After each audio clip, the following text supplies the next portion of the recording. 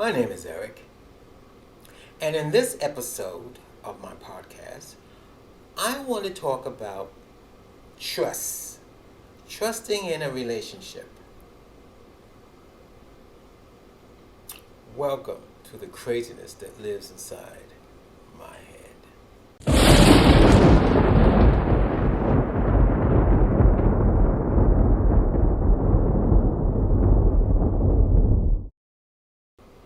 So let me begin with my history with trust and relationship. When you're young, I'm saying this for all young people, when you're young and you fall in love, you trust.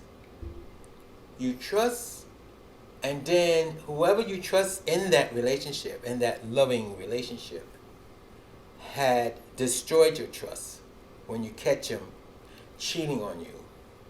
Or it doesn't necessarily have to be a love relationship. It could be a friendship relationship when you trust them and then you catch them stealing from you. It's all trust.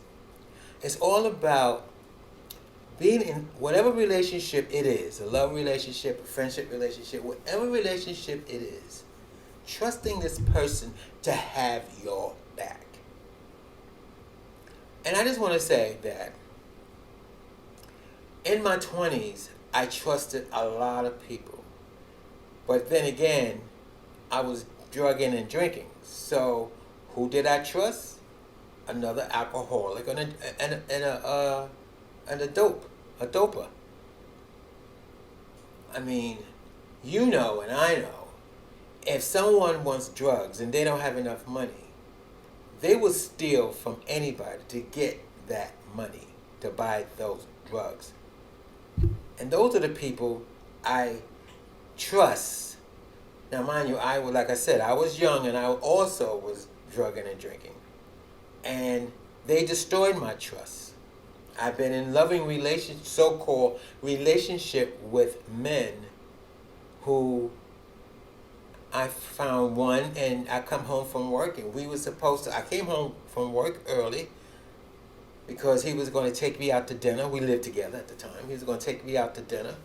So I came home, worked early, and I caught him in the bed with another man. Trust. But the first guy I ever fell in love with, it was a crazy type of relationship. I guess you could say he was bisexual. He had women friends that he was fooling around with. But I loved him, and being that I was the only male that he was supposedly in love with, I said, well, okay, I can't compete with a female. So as long as he had his women friends, and him and I, we did our thing, went out together and did, whatever. It was fine, and I loved it. I loved him.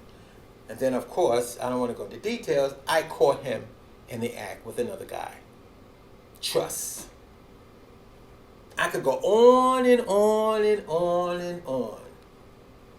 Now, I have to say this. When I stopped drinking and drugging and stopped hanging out with those kind of people, I did meet, and I was in 2 loving relationships where they both were monogamous. They both proposed to me. And the reason why I didn't go through with it, because one was trying to make me into his ex-lover. Every time we went somewhere, oh, me and my ex-lover used to go here. Oh, me and my ex-lover used to do this. And my ex-lover to cook this for me. And my ex-lover, I said, I'm not your ex-lover. So I broke it off. I mean, I can't compete with his ex-lover because half the stuff his ex-lover and him did, I wasn't doing. Then the next guy in sobriety who wanted to marry me, I had a good job on Wall Street. I had my own apartment up in the Bronx, and he wanted me to give up my good job, give up my apartment. He had a house in Vermont, and this is when Vermont was the first state to have gay marriage. He had a house in Vermont. We was going to go to Vermont, marry, and then he was building 2 houses. He was a lawyer, so he had all this money. He was building 2 houses, one for his parents and one for us. next to his parents. I didn't have to work. I didn't have to do anything. All I have to do is write, because I love to write, and take care of his parents. And I told him when I broke it off, he said, but I didn't give the relationship enough time for me to fall in love with him. And I explained to him, as far as I'm concerned, that's not love. You put me in a position to depend upon you. I don't want to be in that position. Because when you decide to get rid of me, I have nowhere to go. I don't think it has anything to do with marriage, but you know what I'm talking about. Otherwise, those were, and I'm going to be honest with you, those were, and I had another relationship with someone. We're friends today, and that's a loving relationship. But what I'm trying to say is that all that was in my sobriety. So, why is it that I maybe get into another relationship, and maybe I am in love, but I'm having a hard time trusting? Me and this person, we don't live together. We live apart. I got a house, they got their house. But the problem is, if I don't get a phone call, the usual phone calls, you know how it is. People call you every morning at the same time. If I don't get that phone call, oh, is he cheating on me? If I don't hear from him all day, well, who's he with that he can't text me or give me a message, you know? But let me tell you something. In this relationship, we had a discussion when we first met. It was me. I was the one who said I did not want to be in a relationship attached to the hip. Because I kind of had that with the one who wanted, the lawyer who wanted to marry me. We was attached to the hip. Always want to know where I was. 24 hours a day. We were attached to the. No, I said I'm not going to want that kind of relationship. I want a relationship where you have your friends, I have my friends. We hang out with our friends once in a while. And even in being that we are couples, it'd be nice if we had couple friends, you know, friends who are in a relationship with couples, and we could hang out with them, we could do things. I said, that's the kind of thing I want. I don't want to be just you and me and constantly at each other's hip. Well, here we go. I'm the one who opened up my big mouth. Now, I'm the one who thinking, wow, what's he doing? Who's he doing? I mean, and then if I don't hear, like if I just get a text saying good night instead of a phone call, I say, oh, he must be in the bed with somebody. That's me.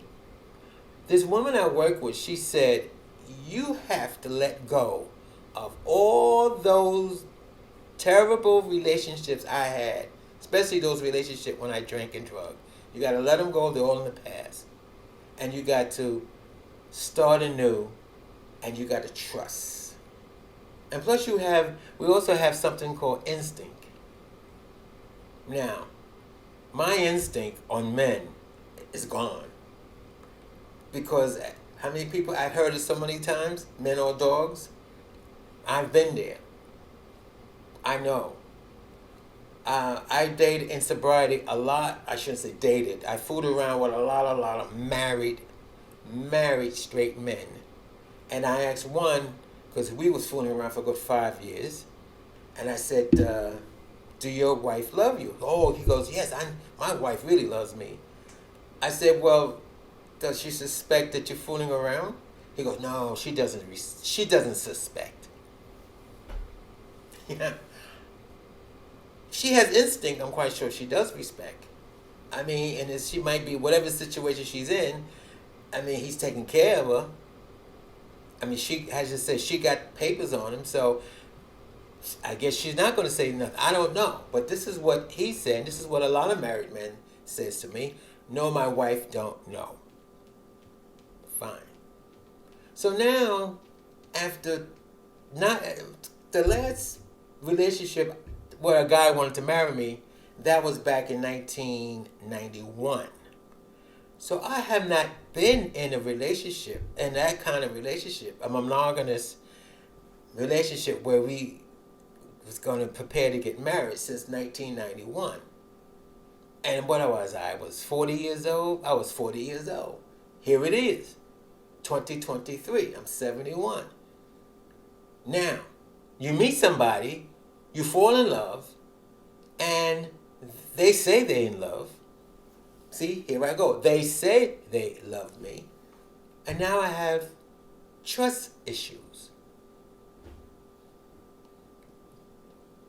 Do I trust? But if you want this relationship, you have to trust. Until, and I told a lot of people at work, because I just had this discussion with work, I'm trusting. I'm not saying anything. There's nothing to say. I mean, what can I say? Why, the person got to call me when they go take a crap, or call me when they go to the kitchen? No, they don't. I'm just saying that I have to trust that when I don't hear from them, they okay. They're not in somebody's bed. They ain't got to cock up their ass in their mouth. They're okay. They're doing whatever they have to do to take care of themselves. Just like I have to do what I have to do to take care of myself. No, we don't have to be attached to the hip for trust. If that's the only way I can trust you, by having you attached to my waist, then that's not a very good relationship. It's not going to last at all. I'm talking to myself, but I'm using this podcast for people to hear what I'm going through. Relationships and trust. I'm going to try trusting. Thank you for listening to the craziness that lives inside my head.